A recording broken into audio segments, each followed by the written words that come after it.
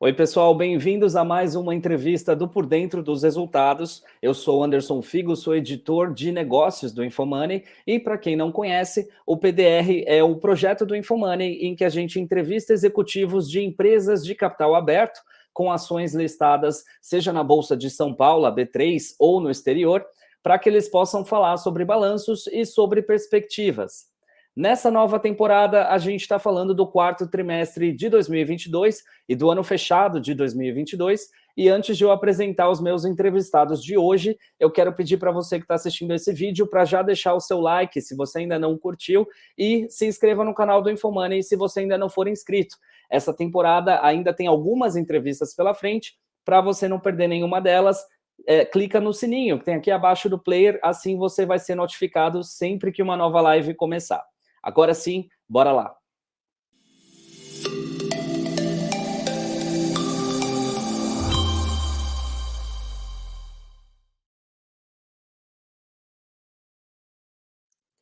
Bom, gente, eu vou conversar agora com o Bernardo Lustosa, que é o CEO da ClearSale, e o Alexandre Mafra, que é o CFO da companhia. Bernardo e Alexandre, bem-vindos. Obrigado pela participação de vocês aqui no PDR.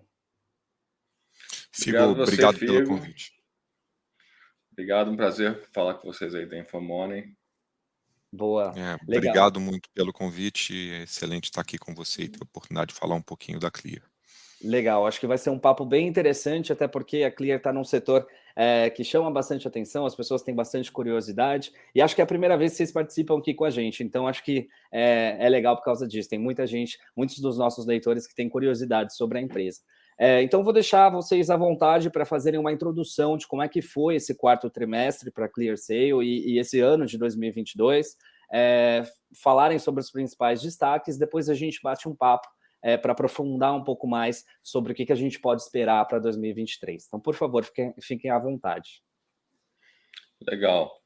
Acho que antes de falar do quarto trimestre, eu vou dar uma contextualizada rápida da empresa, né? Porque não é todo mundo que está por dentro assim, do que a ClearSale faz, né?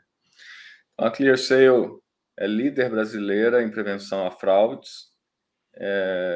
Fraudes digitais de que tipo? Normalmente roubo de identidade, né? Quando alguém usa dados de terceiros para obter um benefício de forma indevida. Ou seja, por exemplo, quando se eu sou um fraudador, eu uso o cartão de crédito do Figo e faço uma compra para mim na internet. Então, aqui você é líder nesse tipo de autenticação para ver se quem está do outro lado no ambiente digital é a pessoa mesma. E isso a gente faz no transacional para o e-commerce, a gente faz em aberturas de conta corrente, pois pode ser feito em nome de terceiros, o que caracterizaria um roubo de identidade, abertura de cartões de crédito, empréstimos em geral, CDC, serviços de telecomunicações. Então, tudo isso, tudo no Brasil, que pode ser feito em nome de terceiros para que seja auferido algum benefício no ambiente digital, a ClearSale tem a liderança. E também a gente expandindo conceitos não só de fraude, também de risco, né? A gente também tem atuação em crédito. A ClearSale é quem mais conhece o consumidor digital brasileiro, né? A gente trata ali 120 milhões de transações digitais por mês. Então, a gente conhece o consumidor e o seu comportamento digital. É claro que com toda a confidencialidade que isso requer e sempre compliance com o LGPD.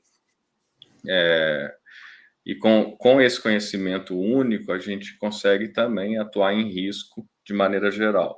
Então, a gente tem aí o propósito de melhorar a experiência digital em todos os ambientes que envolvem risco, né? Então, a ClearSale é movida por isso e é nessa área que a gente atua. Falando do ano aí e do quarto trimestre de 2022, vale a pena explicar que o nosso modelo de negócio é o seguinte. Vamos pegar o caso do e-commerce, por exemplo, que ainda é a nossa maior linha de receita.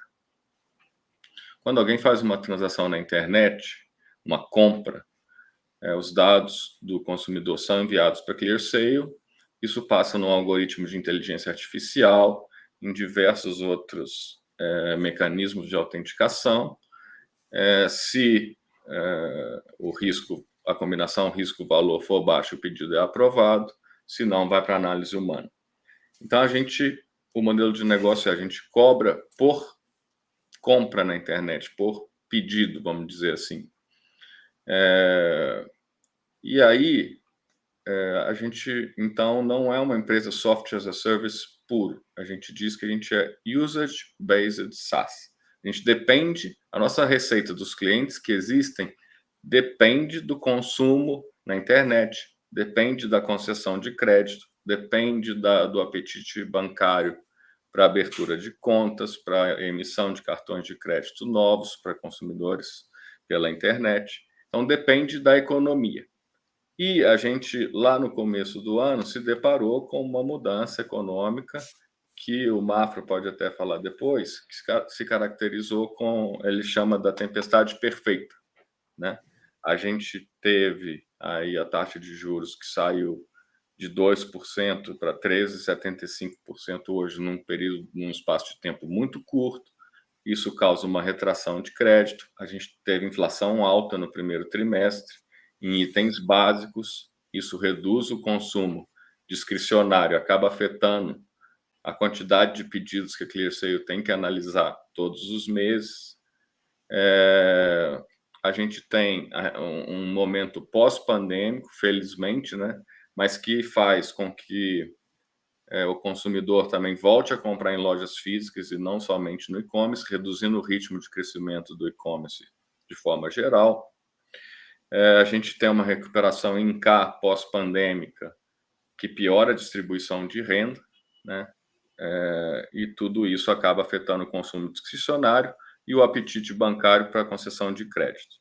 Quando a gente se deparou com todas essas mudanças de uma vez, a gente se planejou e rapidamente a gente lançou no meio do segundo trimestre. A gente vinha de um IPO, né, muito bem sucedido, levantando 700 milhões em caixa, com um mindset de crescimento, né? Então, quando a gente fala mindset, toda empresa tinha na cabeça vamos crescer rápido, e se você falasse com qualquer colaborador da ClearSale, ele estaria focado em projetos de crescimento. E aí a gente criou o plano de equilíbrio. Já que a receita receita de base, né, dos clientes que existem não vem por causa da economia, vamos dosar, então, projetos de crescimento com projetos de ganho de eficiência. Então, é um equilíbrio entre crescimento e margem. Isso foi lançado no meio do segundo trimestre e são projetos que vão dando resultado ao longo do tempo. Somado a isso, a gente tinha, no final do ano passado, um ataque sistêmico de fraude muito grande, também pela digitalização causada na pandemia, e a gente atuou desde o começo do ano no combate à fraude. Isso aí a gente tem experiência de 15 anos nisso aí. São fraudes novas, fraudes de laranjas, ou seja, gente que empresta seu nome.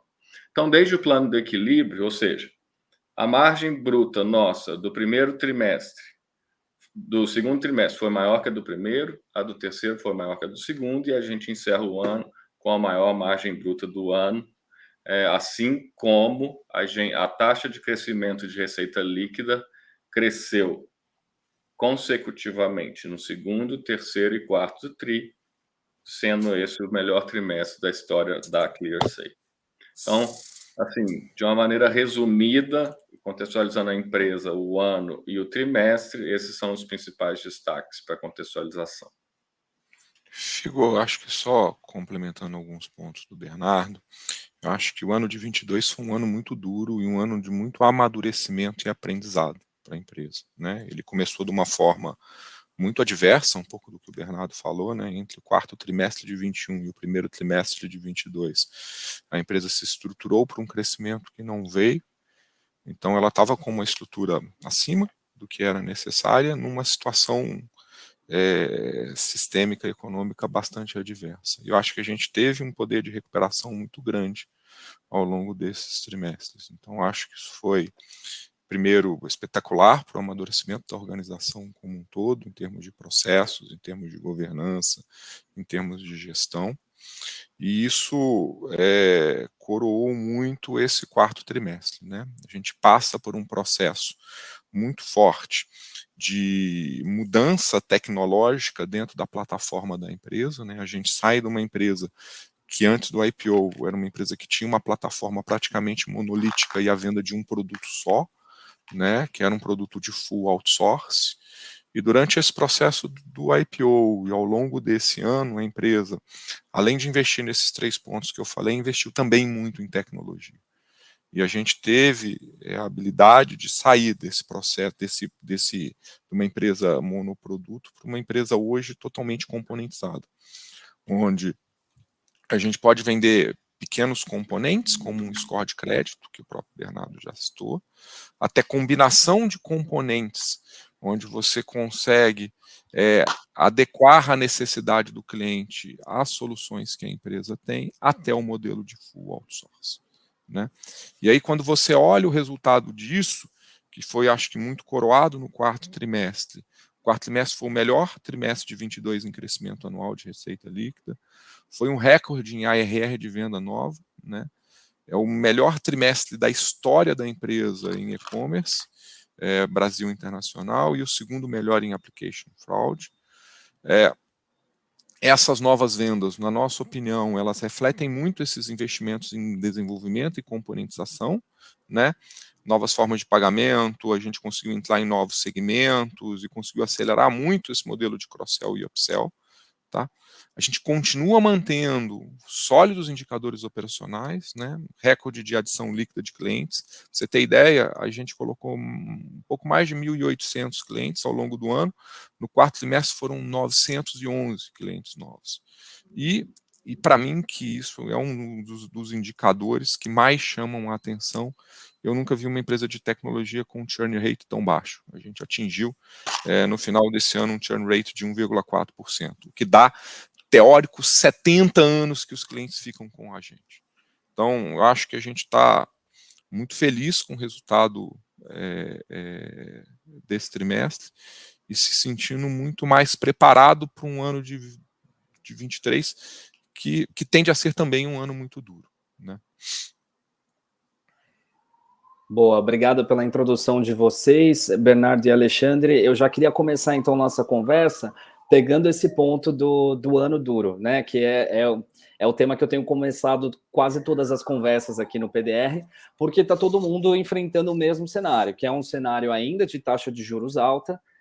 Existe essa expectativa de que a Selic vá continuar nesse patamar elevado por um tempo mais longo do que se previa um tempinho atrás. E existe esse cenário de restrição de crédito. Como é que isso afeta vocês?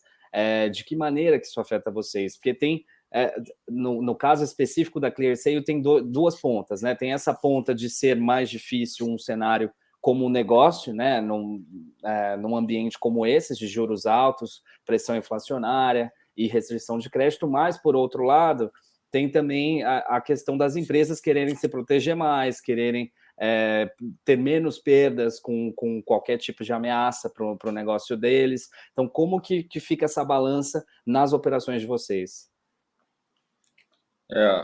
O cenário macroeconômico do que a gente começa agora 2023 para o que a gente começa 2022, basicamente a inflação cedeu um pouco. Todo o resto continua o mesmo, assim. Então, a taxa de juros está alta, a restrição de crédito está alta, o consumo discricionário continua, o crescimento do consumo digital continua baixo. Então, é outro ano em que a economia é difícil. Só que, assim, a economia tem crise, as tentativas de fraude não. Então, assim, da mesma forma que o consumo cai, a tentativa de fraude não para de crescer, os novos padrões de fraude continuam ocorrendo e, pior ainda, com o crescimento de boas compras, bons clientes tentando crédito baixo, com esse crescimento de demanda baixo e o crescimento de tentativas de fraude alta, relativamente o percentual afeta mais ainda o P&L dos nossos clientes. E assim, por mais que todos os clientes tenham também as suas restrições orçamentárias, eles não podem conviver com a fraude, porque se você desliza nisso ou relaxa em prevenção à fraude, o estrago ele é gigantesco. Infelizmente, a gente está num dos países líderes mundiais em tentativas de fraude. Então, assim, a gente espera um ano difícil em termos de recorrência de consumo, mas não pior do que 2022, mas mais e mais clientes precisando se proteger, que é meio que o efeito que o Mafra falou do quarto trimestre. Então, mais clientes procuram a ClearSale porque a fraude está complexa, ou os mesmos clientes procuram para se proteger em outros canais, né? Isso é muito comum também. Então, é outro ano difícil. Eu diria, se a gente falar da tempestade perfeita, a tempestade continua aí.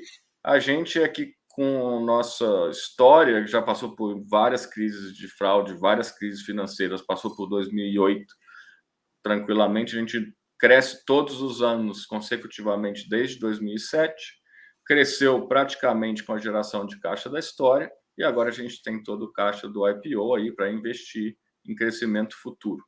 Então, é um ano duro, mas que a gente tem toda a capacidade, já aprendeu a navegar, vai continuar no equilíbrio entre crescimento e margem, até que a economia... nós somos brasileiros, o Mafra, eu gosto até de ouvir o Mafra falando disso, a gente já viu de tudo, e tem altos e baixos, e uma hora a coisa vira de volta, mas assim, mesmo no mar revolto, a ClearSale sabe navegar, esse é o recado principal. Eu acho que tem alguns pontos para acrescentar, Figo, que são importantes aqui, né? Eu acho que, primeiro, a companhia está muito mais fit, ela está muito mais preparada para ficar mais tempo debaixo da linha d'água, se isso for necessário, né? A gente sabe que a gente tem que a gente é uma user-based SaaS, então a gente tem um beta de economia em cima da nossa receita de base importante, mas, por outro lado, acho que a empresa nunca teve tão pronta, e a gente demonstrou isso no quarto trimestre, a acessar segmentos que a gente não conseguia até então, por ter esse produto monolítico, e por acessar clientes que a gente não conseguia entrar até então por ter uma oferta única. Então, isso nos habilita primeiro, a ter alavancas internas que minimizem esse risco econômico sistêmico, né? E que a gente consiga, entre aspas, crescer independente desses maus momentos de economia, como o Bernardo mesmo falou, que são muito cíclicos, né? Eu brinco que a gente que está um pouco mais velho aqui, a gente já viu o dólar a 1, a gente já viu o dólar a 7, a gente já viu taxa de juros a 2, que era uma novidade para a gente até então, a gente já viu taxa de juros a 40, 70, talvez a coisa que a gente nunca tenha visto é uma inflação brasileira menor do que a inflação americana, mas isso aí estamos aqui para viver, né? Exato. Falando dos números do balanço de vocês, o Alexandre já citou alguns, vocês tiveram a reversão ali do prejuízo para lucro, vocês tiveram crescimento de margem, tiveram crescimento de geração de caixa, né, do EBITDA. Teve um ponto que chama um pouco a atenção, que é a redução das despesas com vendas gerais e administrativas, porque a gente tem observado na grande maioria das empresas nesse trimestre que houve um aumento de despesas, né? Então, eu queria que vocês falassem um pouco sobre essa redução de vocês desse valor no quarto tri. Por que houve essa redução? Enfim, é uma preocupação de vocês relacionada às despesas? Existe algum programa relacionado a corte de custos? Enfim. Eu vou começar aqui. Desculpa, Mafra. E aí você entra no detalhe. Isso faz parte do plano do equilíbrio. Então, se você for ver a redução começa ali do primeiro para o segundo, depois para o terceiro, e aí o quarto TRI, por sazonalidade, tem maior demanda e também tem maior custos e maior número de custos e despesas. Isso foi assim, a gente se ajustar para o nível de crescimento projetado nesse novo cenário, e também a gente estruturou a empresa de forma, como disse o Mafra, fit para o necessário que a gente ia fazer. Então, a gente, dentro do plano de equilíbrio, abortou projetos muito longínquos e incertos e focou em projetos mais de eficiência, sem perder de vista o crescimento sustentável. Acho que o Mafra pode dar mais cor nisso aí. Eu acho que a empresa está muito disciplinada em termos de custos e despesas. A gente não fez nenhuma grande redução em termos de área comercial. A gente, muito pelo contrário, a gente acredita que o nosso sucesso, principalmente na quantidade de ofertas que a gente tem novas, ela passa sim por um GTM muito mais focado, com empacotamento de produtos, empacotamento de ofertas, muita capacitação de equipe comercial, e esse para a gente é um desafio muito maior do que um desafio hoje de corte de custo de despesa. A gente tem um flying wheel muito interessante, né? E aí isso acho que é muito legal de ver, né? No momento que a empresa ela tem mais ofertas, ela tem mais componentes, a gente consegue fazer mais ofertas. Fazendo mais ofertas, a gente consegue colocar para dentro mais clientes e mais segmentos. Tendo mais clientes e mais segmentos, e aí acho que o Bernardo já falou isso, e acho que é sempre um dado que a gente gosta muito de reforçar. Ninguém conhece mais o comportamento do consumidor digital brasileiro do que a ClearSale. Então a gente hoje tem 120 milhões de transações de dados que a gente recebe mensalmente, né? E essas transações nos habilita a tomar decisões automáticas muito melhores e muito mais assertivas.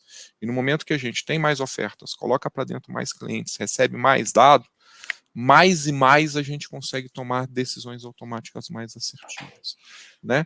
Então, a gente se aproxima muito das dores de risco dos nossos clientes, resolve essas dores de risco, e aí esse indicador de churn é um indicador muito concreto de que o cliente não nos abandona, né? Então, ninguém consegue resolver, identificar e resolver tão rápido os riscos de mercado do jeito que é a ClearSale hoje, e isso nos habilita a cada vez mais buscar soluções automatizadas que nos trazem redução de custo, né? E trazendo redução de custo um pouco, a gente continua focando em novos componentes e essa roda entra num círculo virtuoso extremamente interessante. Eu acho que é isso que nós estamos apostando muito e estamos entrando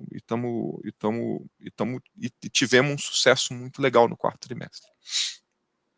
Boa, falando sobre investimentos, né, vocês citaram a questão do IPO que vocês tiveram e conseguiram levantar 700 milhões, fizeram investimentos em tecnologia no ano passado e fecharam aí o ano com caixa de em torno de 415 milhões, segundo o balanço.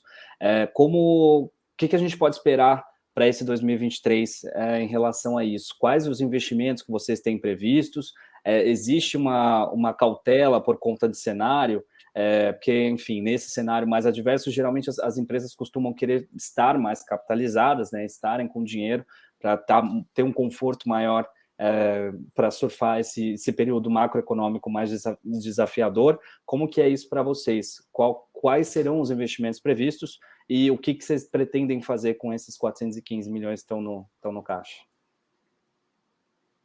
Pode ir lá, Mafra. Depois eu completo. Figo, essa é uma excelente pergunta. A gente tem uma área de New Ventures, né? E dentro da área de New Ventures tem 3 focos principais, né? Tem um foco principal de crédito. As nossas informações de crédito são extremamente complementares às informações de crédito que existem hoje, que estão no motor da grande maioria dos bancos de tomada de decisão, né? A gente brinca que muitas vezes você não consegue pegar uma linha de crédito porque você tem uma conta vencida de uma empresa de celular, ou de TV a cabo, ou de alguma coisa 5 anos atrás, mas ninguém entende muito o seu comportamento atual de compras, a gente entende. Então, eu acho que a gente está tendo muito sucesso nessa linha de negócio de crédito. Tá? Você tem uma linha de Pix, né? Eu acho que o Pix ele cada vez mais está ganhando corpo. E com a entrada de Pix parcelado e outros produtos, para a gente é natural que a gente abrace esse mercado de uma forma muito tranquila. E outros produtos de cyber, é um pouco que o Bernardo já citou, e depois ele pode descer um pouco mais nesse detalhe. Tá? Quando a gente olha isso, a gente tem sim capitalizado um investimento de P&D relevante. Para você ter ideia, isso no ano passado representou 16% da nossa receita líquida, no quarto trimestre foi 12%. A gente entende que esse investimento nos habilitou a ter todas as evoluções que a gente teve na nossa plataforma, e a gente já falou muito disso, dessa componentização, e como ela é importante para a gente ter um TAM, um addressable market muito maior do que a gente tem hoje. Isso foi um pouco do que aconteceu no quarto trimestre. Então a gente entende que esses investimentos ainda são importantes, mas no longo prazo a gente enxerga, com o nosso crescimento de receita, crescimento natural da nossa receita, e com a evolução que a gente vai ter dos nossos produtos e redução dos investimentos que a gente ainda tem que fazer em produtos legados, isso tende a chegar a 10%. Né? A gente é uma empresa que é uma empresa de 21 anos, a gente, como o Bernardo falou, a gente sempre cresceu na própria geração de caixa. No IPO a gente resolveu acelerar essas linhas de negócio e a gente não teve uma geração de caixa no passado, muito pelo contrário, a gente consumiu caixa, mas a gente entende que no médio e longo prazo é nosso foco voltar a gerar caixa. Então a gente está muito tranquilo com o caixa que a gente tem hoje, isso nos faz ter um conforto muito grande em cima das nossas decisões, tá? E com um plano de negócio extremamente interessante, focando em produtos que efetivamente nos dão retorno. Né? Posso completar? Claro, por favor, fica à vontade. Existe um conceito muito difundido em Stanford, que se você quer ter uma organização feita para durar, eles falam a company that lasts, né? Você tem que inovar no core, no seu core business, e explorar alternativas ao mesmo tempo, porque senão você fica preso no core. É uma empresa de tecnologia, está sujeita a transformações de mercado, e uma hora você pode ser disruptado, alguma coisa assim. Então você tem que fazer as duas apostas ao mesmo tempo. Então o Mafra falou bem, a gente está investindo em cybersecurity, a gente está investindo em crédito e a gente está investindo em embedded finance, que a gente chama, que é o transacional bancário, porque tem todas essas fraudes, esses golpes do WhatsApp, etc., que fraudadores recebem o dinheiro sempre dessas transferências em contas abertas em nome de terceiros ou de laranjas. E a Clearseer é a única habilitada para resolver as duas. E a gente não pode deixar de investir nisso, certo? Além desses investimentos, a gente tem sistemas internos que a gente está se readequando, como ERP, CRM, etc. Isso também é ativado pelas normas contábeis brasileiras. A gente é estritamente aderente às normas contábeis, tá? E tudo isso vai gerar mais escalabilidade para o futuro. A gente também está desacoplando o sistema monolítico, como o Mafra falou, para componentes.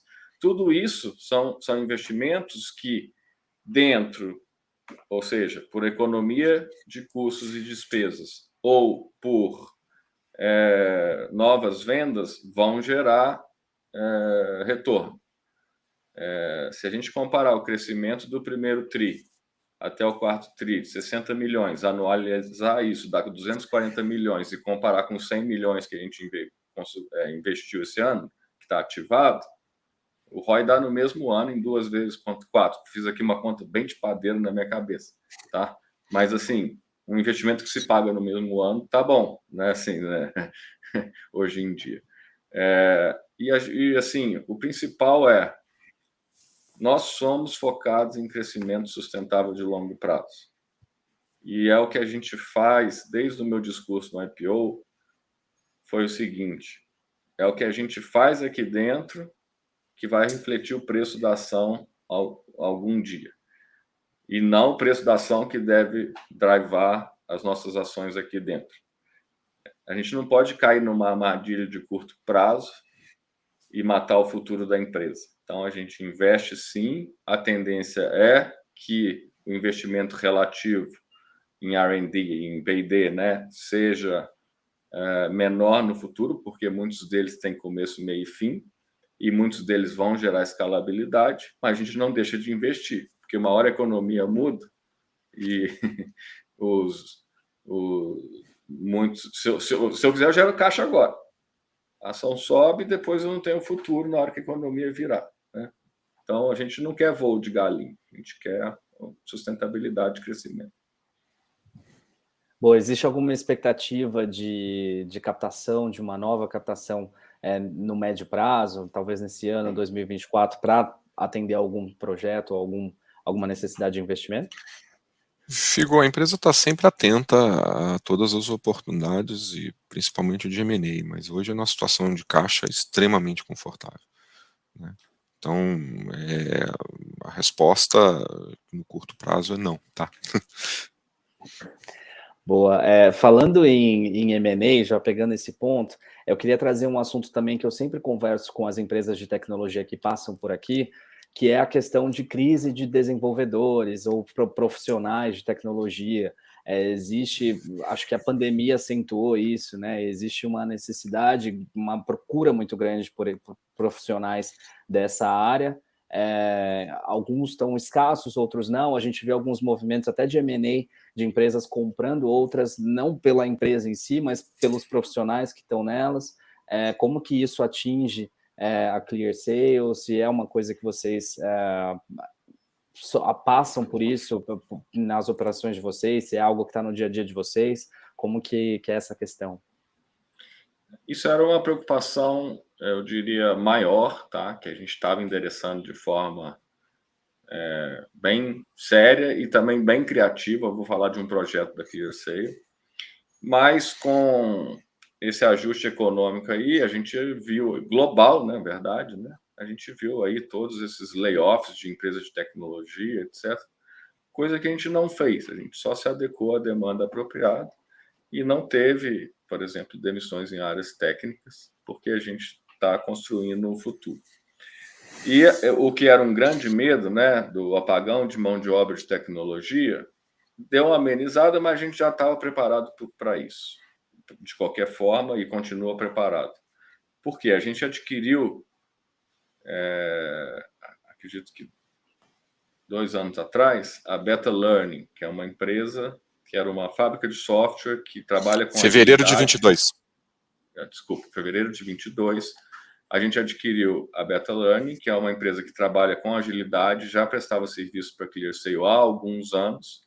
Ela é muito conectada com a Universidade de São Carlos e ela é muito focada em formação de desenvolvedores, tá? Então, a gente tem um projeto. Ontem eu estava conversando com o time lá da ClearSale, os especialistas de fraude de análise humana, e a gente tem um projeto que construído pela Beta Learning, tá? Que é 100% da ClearSale, que forma as pessoas mais aptas ali, que gostam de tecnologia, que têm raciocínio lógico e que têm interesse. A gente forma essas pessoas para trabalhar em tecnologia. E a primeira turma já foi concluída. Então, ontem eu estava conversando, com uma especialista de fraude lá na empresa, na nossa sede nova, e ela falou: o meu parceiro, não lembro se era marido, se era namorado, também é daqui e ele se formou agora nesse programa e está na área técnica da ClearSale. E eu acho que isso é um caminho assim bem criativo e bem inclusivo em termos de ESG, na parte do S, né? que a gente se orgulha bastante de ter feito. Figo, eu acho que um ponto super importante também para ressaltar, eu tenho um pouco menos de um ano de empresa, e é uma cultura super diferente, super legal, super interessante em todos os aspectos. É uma empresa de 21 anos de existência, então não é uma empresa de 3, 4, 5 anos, né? Então é uma empresa que tem uma cultura consolidada muito interessante, e é uma empresa que abraçou muitas coisas legais, né? Hoje nós somos uma empresa remote first. Pra você ter ideia, nós temos hoje um escritório em Barueri com 200 posições de trabalho. Tá? E todos os desenvolvedores, toda a equipe técnica, toda a operação está remota. Então a gente aprendeu a trabalhar muito bem com isso. Eu acho que isso traz uma qualidade de vida espetacular para os nossos clear lovers, né? E eu acho que ao longo do tempo nós temos uma cultura admirável em vários aspectos. Tá?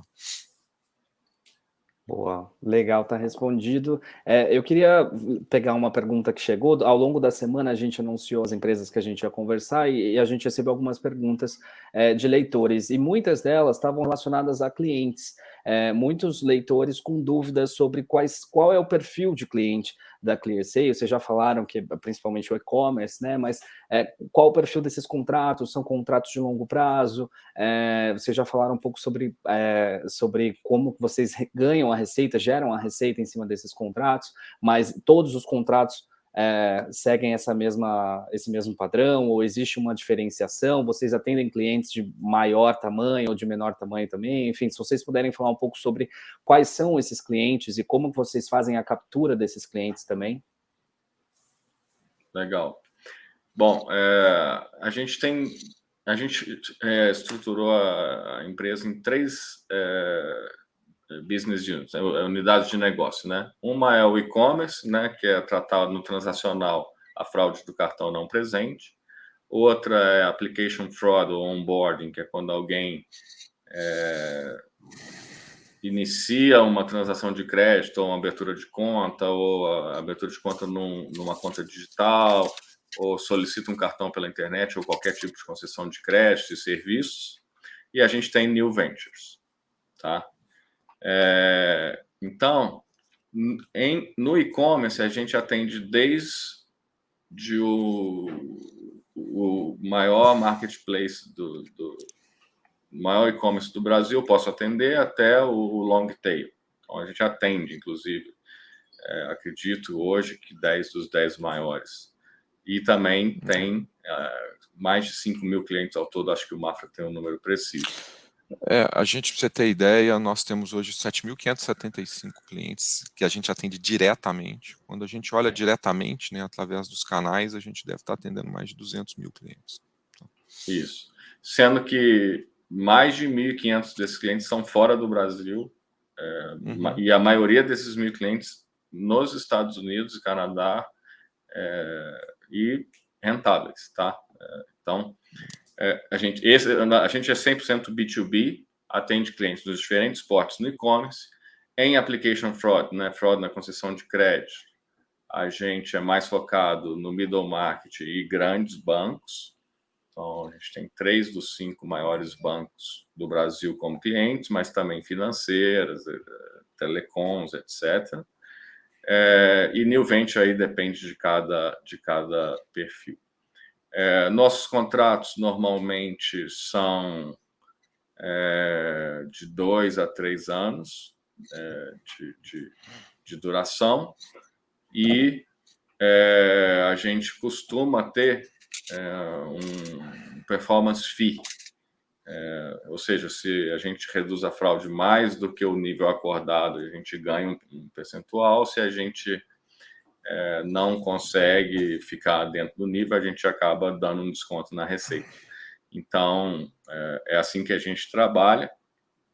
A gente até sofreu no ano passado com as fraudes, e esse ano a gente já está mais nesse quarto. A gente está ou dentro ou mais para o success fee do que para penalties na fatura, porque a gente resolveu a fraude ao longo do ano. Então, basicamente, esse é o nosso modelo de negócio. A gente tem uma área de insight sales, que trabalha as contas pequenas, através de geração de leads, inbound marketing, geração de conteúdos, etc. E também tem uma área enterprise, que faz vendas outbound, vendas consultivas com vendedores especialistas nos produtos, e aí são vendas de grande porte.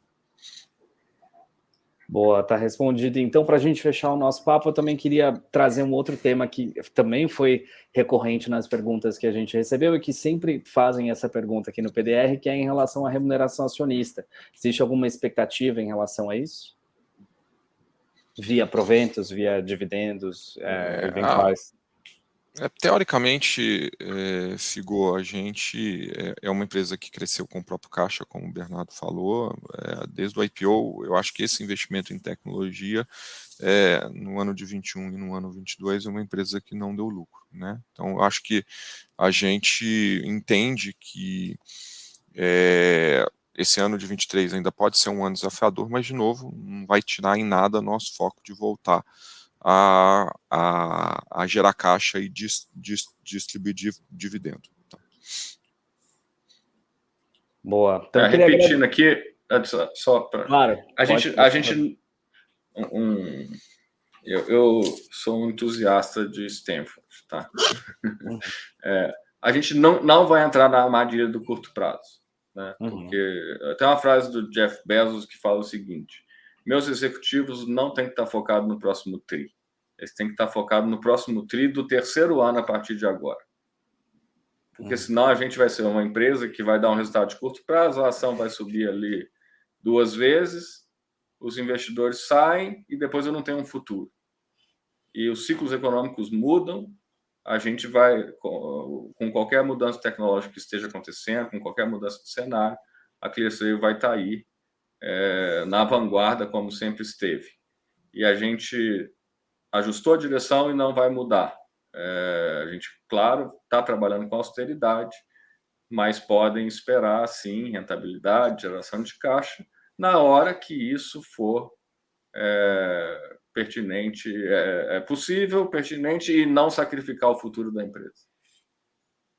Perfeito, respondido. Então, eu queria agradecer o Bernardo Lustosa, que é o CEO da ClearSale, e o Alexandre Mafra, que é o CFO. Obrigado pela disponibilidade de vocês, por terem vindo aqui e falado como é que foi esse 2022 para a ClearSale e o que a gente pode esperar para 2023. Então, muito obrigado mais uma vez. É um prazer, Figo. Obrigado pelo convite. Boa, pessoal. Quem está assistindo essa entrevista e perdeu o começo dela, não se preocupe, ela fica na íntegra aqui no canal do Infomoney no YouTube. Não só essa, como todas as outras, desde o começo da temporada. É só vocês procurarem pela playlist do Por Dentro dos Resultados aqui no canal mesmo. E também se inscrevam aqui no canal se vocês não forem inscritos. Cliquem nesse sininho que tem aqui abaixo do player. Assim, cada nova entrevista que for para o ar, vocês vão ser notificados. Lembrando, para acompanhar as próximas entrevistas, até o final dessa semana, a gente vai ter bastante coisa pela frente. É só entrar no infomoney.com.br, na parte superior do site tem um link por dentro dos resultados, e ali a gente atualiza para vocês diariamente quais serão as próximas entrevistas, quais serão os próximos convidados. Não esqueçam de deixar o seu like nesse vídeo e podem comentar o que vocês estão achando da nova temporada e quais empresas vocês querem ver por aqui, seja nessa temporada ou nas próximas. É isso, obrigado pela audiência e até a próxima.